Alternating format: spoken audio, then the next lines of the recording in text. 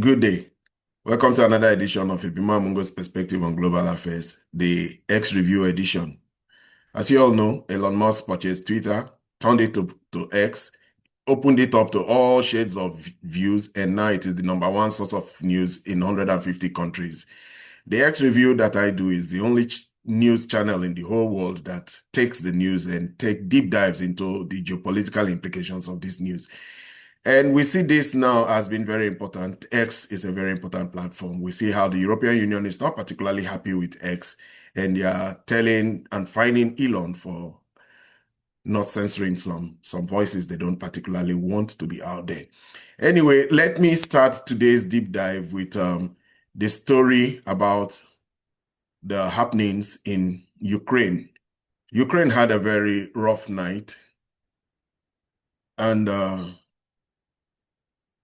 what is this? Ukraine had a very rough night, and what happened was that so many drones and bombs and missiles visited Ukraine from Russia. So this story here from Zlati71 says, fire at enemy warehouses in the Dnipropetrovsk and Kyiv.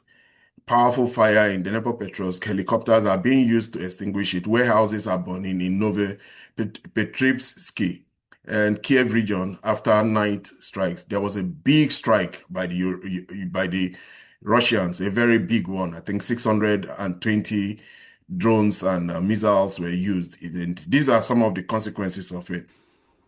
So we see in this first video here, in the warehouses, some of the impact. This is an impact on a train station. There was a big train station too that was also destroyed, and a lot of the trains in there were destroyed. The Russians didn't hold back this. In fact, the Ministry of Defense of Russia did put out a statement as to why they did this very large strike. So we see some of this strike here. This obviously is from Zelensky's or the official Ukrainian channel. Zelensky tends to put out some of these videos and pictures of rescue. So the Russians gave a very bad night to the Ukrainians. We'll see more about it. The Russian military continues to move ahead in its war with Ukraine. Yeah, military from the Krasnolymsk front. That is Petrovsk. That's what the Russians call Petrovsk. They don't call it Petrovsk, but the Ukrainian name is Petrovsk. Soldiers advancing here, plain of. This is why we say this war is very out there for everybody to see. Mapping channels give us a detailed view from the viewpoint of the Russians and from the viewpoint of the Ukrainians. This is Menograd here now. Obviously, Menograd is completely encircled. There are about 1,000 soldiers in that Menograd, and they've been urged to surrender. All these points here are the points of entry and all the points by which the Russian army is attacking Menograd. So fighting in the outpost continues. They completely captured Aquitoria. They advanced into the Chernes forest and took an outpost, putting pressure on the next outpost. So this is what we get here now about what's going on in Petrovsk and that Menograd sector. And it is so sad. The Ukrainian high command has refused to let the Ukrainian soldiers. Anyway, they can't be let out anymore now. At this point in time, they are completely covered, and there's no way they can be let out. So that is what is happening in that particular region. Now, let's go to the next story. Yes, this is the picture that shows a complete view of the attack that was carried out yesterday by the Ministry of Defense of this. The Kiev forces released rough flight paths of drones and missiles from last night's strike. I'm not sure if this was the largest attack so far, but it's definitely one of the biggest, most likely on the same scale as the major strikes on the energy infrastructure back in Sorovikin days. Yes, Sorovikin used to do a lot of big strikes, but then he didn't used to do have a lot of guaranteed drones in his arsenal. Sorovikin, we should know, is the one who did the Sorovikin line, the defense line, 3,000-mile line that became a very strong bulwark against the Ukrainian offensive. So we know Sorovikin for the Sorovikin line. Let's go now to Zaporozhye front. Yes, this is another mapping agency. This is another mapping person. And I think trying to understand that crazy world and the universe, if there is time left, if you want to support my channel. I think he may be a Ukrainian leaning channel. I may not be sure about that one, but units of the group of forces east, Vostok, advanced towards the north outskirts of Gallipoli. This is another point now. The rapid movement into Gallipoli is one that is really surprising a lot of people. They didn't rest. After making sure that Petros was encircled and Minograd was encircled, the Russian forces moved west and practically overran Gallipoli. Gallipoli is it's spelled severally different ones. Gallipoli is either the way the Russians or the Ukrainians spell it. So Heliopolis is almost completely, they are not encircling this particular city. What they are doing is brute force attack on from the Eastern Front, and a large part of the city has already been taken. I think over 50% of the city has already been taken. Different mapping agencies will tell you different things. Well, interestingly, the Ukrainian mapping agency called Deep State said 50% of it is under gray zone. Timeline of the EU censorship. Elon Musk. Elon Musk has declared war on the EU for fining him $140 million because he allows all the voices in the world to have a say on his platform. How the EU targets Elon and X over the years. So this is yes, this is one of the people who uses X, and he is making a timeline. He's very lucky to have it reshared. Obviously, Doge Designer. Who is Doge Designer? Oh my God, yeah. He has 1.2 million followers, and he's following 999 million, 999 people. So he's big on the obviously. How the EU has targeted Elon Musk and X over the years. June 20, this is a timeline of all the fines that have been put on Elon Musk. Let's look at it in depth now. June 2023, Elon audited X safety systems and flagged weakness in handling hate speech. October 2023, EU issued a warning letter accusing X of spreading misinformation during the Israel-Hamas conflict. This is the reason being here, obviously, is that Hamas and Palestinian voices were allowed onto X. The narrative has always been that it was only the Israelis that had access to media in the world.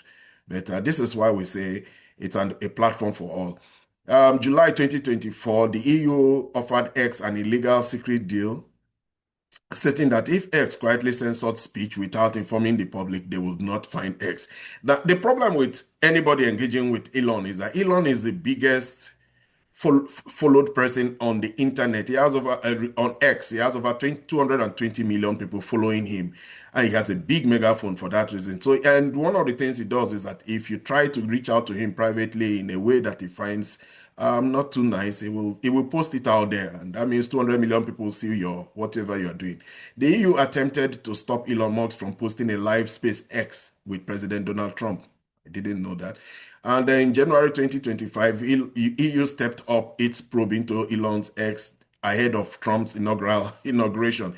We know the role that Elon played in X. He actually said that this reason he went very much headlong into supporting Trump was that he was trying to save First Amendment right, because there were a lot of censorship and deplatforming. Trump had been deplatformed. Quite a lot of people have been deplatformed from X and Facebook and all the other social media sites. In December 2025, the EU fined X 120 million for violating the EU's content legislative rules under the Digital Services Act. This is an ongoing fight. Elon is pushing back. He's using his 220 million followers to push out a lot of information against EU. In fact, he has even said that the EU should be disbanded. This one says a large fire continues to burn in the industrial zone of Dnipro after it was targeted by Russian cruise missiles and ballistic missiles and they ran through. This is the same thing that we just talked about in the first story. We can see one of the warehouses burning very seriously. The good thing about modern world is that every city now has, everybody has a mobile phone. Everybody is a citizen journalist, and these things we get to see much more live. They are attempting to put out the fire continuously. It's still ongoing. This is the outcome of yesterday's attack on on the various cities in Ukraine. Unknown drones are flying, not obviously. Unknown drones are flying. Unknown drones are flying over French nuclear submarine base. This is some of the false flag things that we have been getting and thinking that we really don't know who is pushing this drone flyover over cities and countries in Europe. There's been in Denmark, there's been in Belgium, there's been in Latvia and all these other countries. One was so funny. A Gerara drone was placed on a house in Moldova, and the Russian ambassador was called to come and explain. The drone was in perfect condition. It landed very safely and nicely on top of a house. We see these drone sightings all over Europe these days, and it tends to make people feel that they are all false flag. So yes, says unknown drones are flying over French nuclear submarine base. Interesting. Let's go to the next story now. A pair of Russian airstrikes, FAB 500, struck Ukrainian deployment points in the city of Heliopoli. And the second one, 5AB 500, struck Ukrainian deployment points in the settlement of Vilcha. Oh my God. We should remember that the Russians have developed, the Russians now have a completely new regiment, new formation that is responsible for just drones. So every unit in Russia military now has a drone component to it, drone attack component to it. And this, they film, they show us what they're doing. And this is Heliopoli, obviously. I just said in the past report that Heliopoli is being attacked frontally, brute force, no encirclement, no maneuvers, it is attacked. And all the strong points where they feel that there are some Ukrainian soldiers, they attack it very seriously. So we see this now as and the fab have been very, very important in this. The fab are the big bombs that the dumb bombs they call them, but the Russians have put fins on them, put guidance system on them, and they are very accurate now. The last one is that they even put jet on them. They have three of them, 500, 1,500, and the 3,000. The 3,000 is the big guys that really do a lot of destruction. They are using it now to pound Heliopoli, obviously. Let's go to the next story now. Yes, President Trump has been awarded the first inaugural FIFA Peace Prize. In fact, we should understand that FIFA is the one language everybody understands in the world, which is football. And President Trump has not hidden the fact that he wants to win the Nobel Peace Prize. The reason may be just because there was only one major peace prize out there that was of record, and President Trump did his best to win it. But this year it was given to a Venezuelan opposition leader, Maria Machido, and FIFA, seeing an opportunity, knowing that they have a platform of happiness and peace usually, because everybody wants to watch football. They awarded this first inaugural FIFA Peace Prize to President Trump. He may deserve it because this is the first American president that has clothed himself in the garb of peace. None are ever. All the others have been either been neocons, have been or influenced by neocons. So this is the one president that is going totally at variance with American policy. And in its latest outing of his security document, he actually said that he wants better relationship with Russia. He doesn't want conflict. If he feels that regional conflicts are inimical to the well-being of America. So he was awarded this by FIFA and he celebrated it. Yesterday, it was in my video of yesterday. Let's go to the next story. This is another big story. This is where the world really is. Now, Russia's gold reserve have now hit 300 billion for the first time in modern history. Russian gold reserve have reached a modern era record, and gold now making 42% of national reserve, the highest share since 1999. Russia has every incentive now to find alternative means of storing what they call it, excess money, because before the Americans made it that excess money of many countries, any surplus in your current account balance was just heading towards New York, towards buying American treasury and bonds. But since they seized Russian sovereign wealth, $300 billion of Russian sovereign wealth, Other countries now are now looking for new store of value and places to store their sovereign assets that are surplus. Countries that produce surplus obviously are the countries like Saudi Arabia, Russia, China. These are countries that export a lot of goods and services, and they are no more buying bonds anymore. They're no more buying American bonds. They're shifted away from it. They now know that America has weaponized that fact that they control the dollar and the banking system and the financial system, and they've seized already. We know $300 billion of Russian sovereign wealth. It is now seized, and it is even being under contention. The European Union want to give a large chunk of that money to the Ukrainians in the form of a reparation loan. Let's go back again. Let's continue the year now. It says Sputnik. That's one of Russia's media organizations.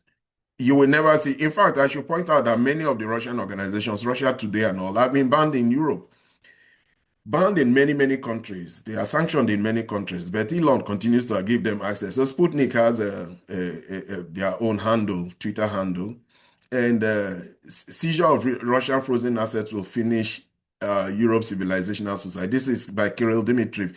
Kirill Dmitriev is one of the peace negotiators for President Putin. His opposite number is Steve Witkoff, and they met recently when they met President Putin, and he is very good in social media. He's one of the few Russians who particularly put a lot in the social media.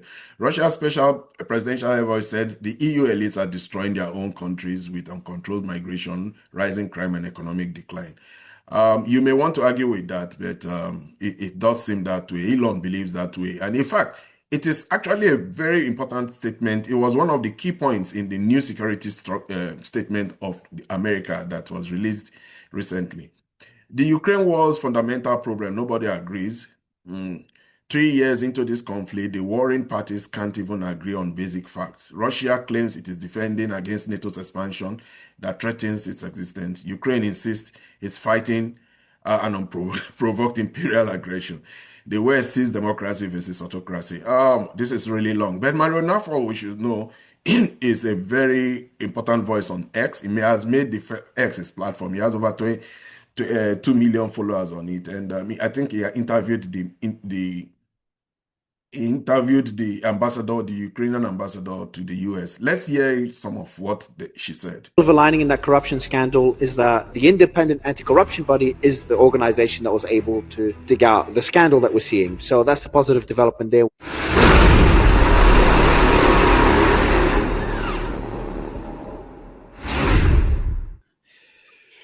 Madam Ambassador, pleasure to speak to you again. I appreciate your time. I know there's a meeting going on right now in the US. And we've also had the meetings happen. Well, we'll have to move on. But yes, we do have different viewpoints, and different people have different views of this war. The Russians continue to say that there was two key points that prompted the Russians. One, the NATO expansion into the east and insistence by the Ukrainians that they will join NATO. And then two, the treatment of the Ukrainians in the Donbass. There was shelling and continuous shelling of the people of the Donbass by the Ukrainian military. And that was what prompted, that was the main reason. And that's the one that many people believe will stand the time in international law, because we know America has already used that same excuse to bomb Libya, bomb Yugoslavia, the excuse of saving ethnic groups from attack by their countries. So we have a story here by the Kyiv Independent. Obviously, this is Russian-leaning. Update. Kremlin signals Trump's son-in-law could be key architect of Ukraine peace deal. I believe if a plan leading to settlement is put down on paper, it will largely be Mr. Kushner who will be holding the pen. Kremlin aide Ushakov says. Yes, he was inserted into this discussion very recently. Oh my God.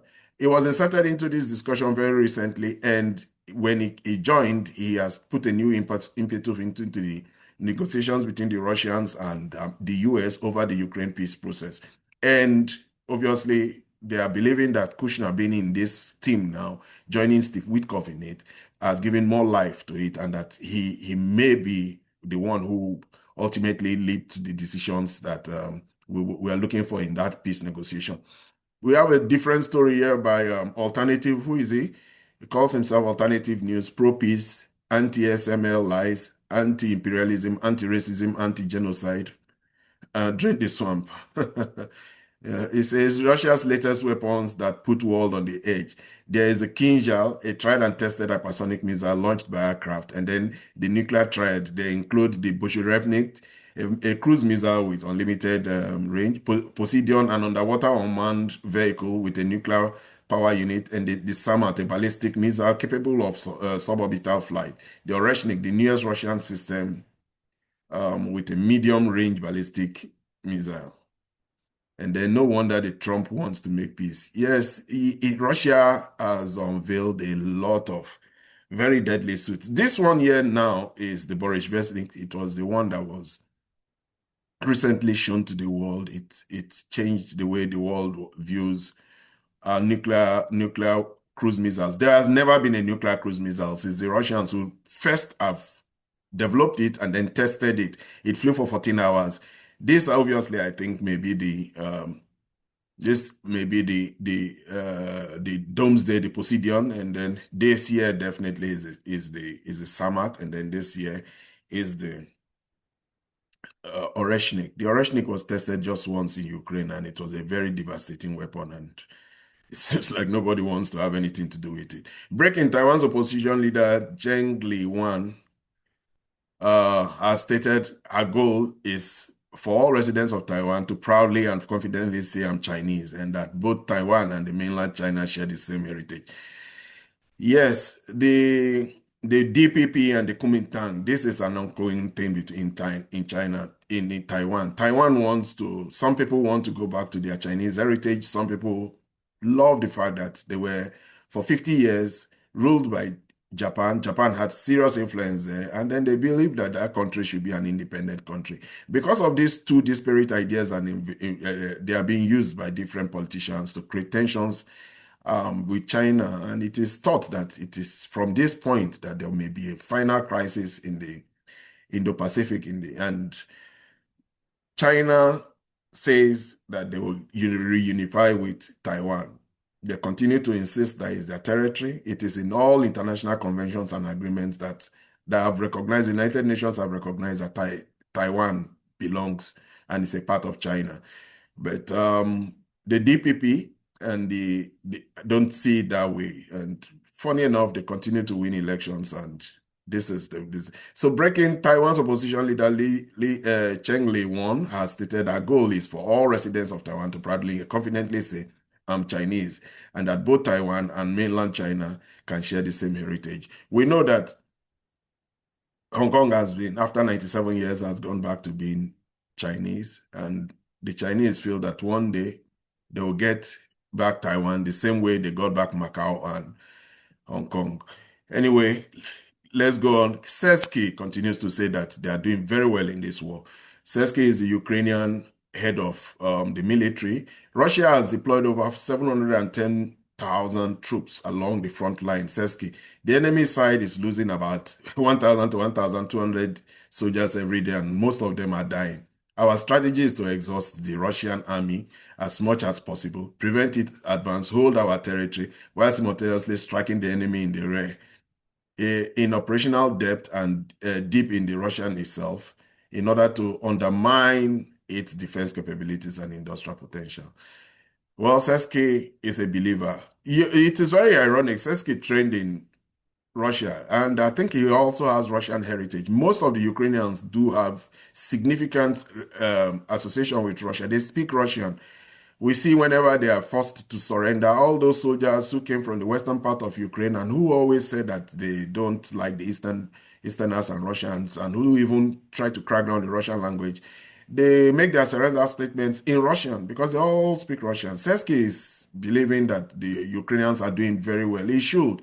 If you don't believe, you won't be in this war. And we have this from the Ukrainian Review. So the Ukrainian Review has 36,000 followers, and so the Sersky has, and Sersky is point of views is beginning to feel like many Ukrainian parliamentarians feel that it's lying to them. It doesn't have a clear idea of what's happening in the battlefield. And the other day I watched somebody trying to say that he should resign.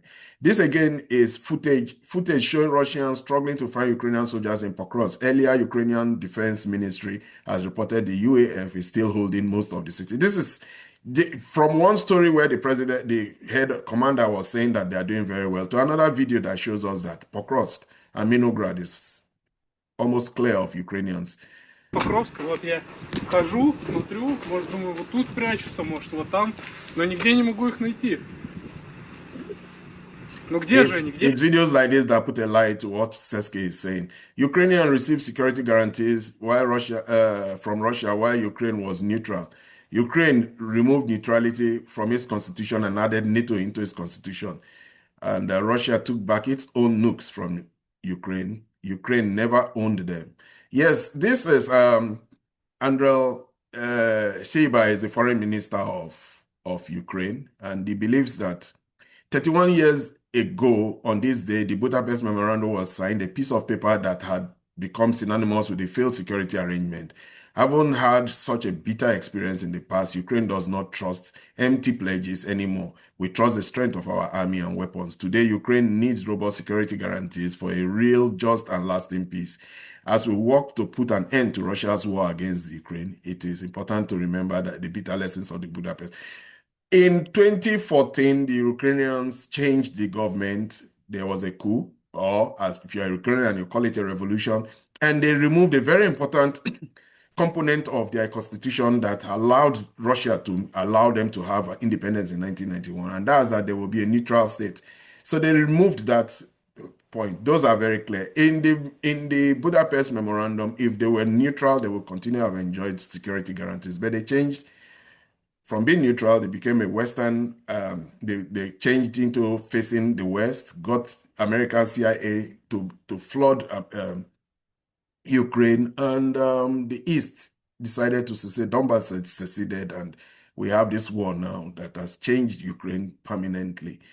Ukraine is still not ready to give up this war. Breaking, the U.S. Secretary of State, Marco Rubio, just blasted the EU for trying to kill free speech. Yes, he put out a tweet where he said, the European Commission's 140 million fine isn't just an attack on X, it's an attack on all of American tech platforms and the American people by foreign government. Marco Rubio is weighing in. Yesterday in my video, I pointed out how J.D. Vance also weighed in and how so many of the American politicians see this because it's a very big system. America has free speech. Donald Trump fought very hard to defeat the attempt to censor or kill free speech in America. And Elon Musk also has that as his agenda. Breaking, Russian army units in Dnipropetrovsk with its Iskander ballistic missile. Another of the videos of, I think we've seen this video already, so there's no need for us to continue with it. And this is an interesting news. This news here says Russia is going to build the world's first underwater tanker, gas tanker. It will be able to sail under the Arctic ice and deliver gas directly from underwater deposits to ports in the mainland. Nuclear plant will allow the tanker to glide safely.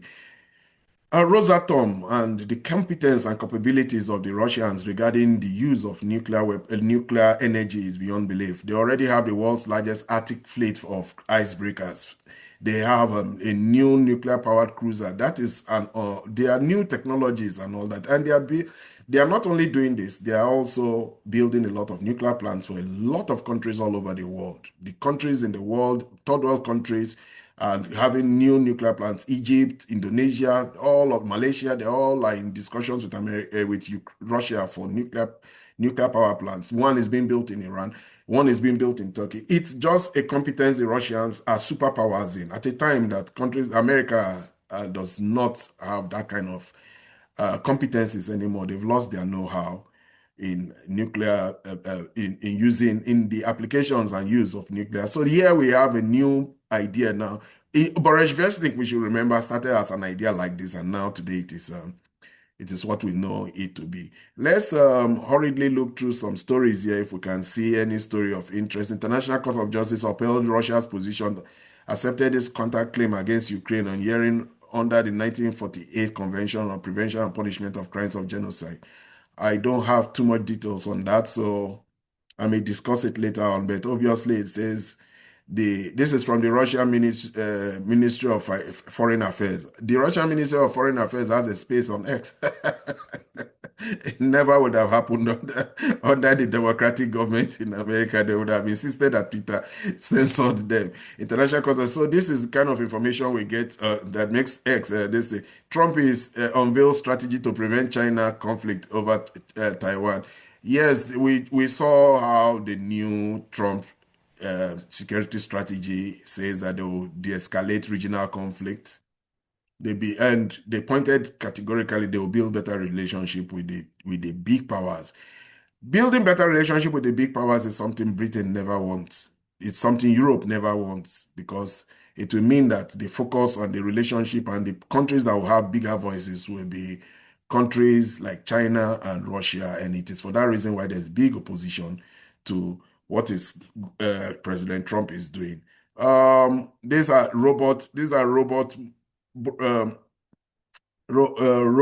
suppliers in the Donbass. They supply the troops. They have so much innovation that is coming on here now. Thank you, China. Chinese President Xi Jinping pledged 100 million to aid the Palestine to help alleviate humanitarian crisis. That is from today. So someone is saying thank you. Chinese President Xi Jinping has pledged 100 million in aid to the Palestine to help alleviate. The Chinese have been dogged supporters of the Palestinians. They have their own back channels by which they are trying to help the Palestinians. We should remember one very big thing. China did a lot in de-escalating the Middle East. They brokered a peace deal between Saudi Arabia and Iran, two countries that had been at each other's neck for several decades. Then they also brought a meeting of Hamas, all the Palestinian groups together. They met in Beijing and tried to make them to come together and not fight each other. Now that the war has ended, they supported the peace process. They supported the United Nations Security Council's proposal by approval of the peace plan by President Trump, and they are trying to make sure that the Palestinians have a better reality than they are currently enjoying now. Anyway, this will be where I will end my video for today. If you're new to my channel, please subscribe. If you have any views regarding the opinions I just expressed, please put them in the comment section. Do well to like and share. Until my next video, you have a good day.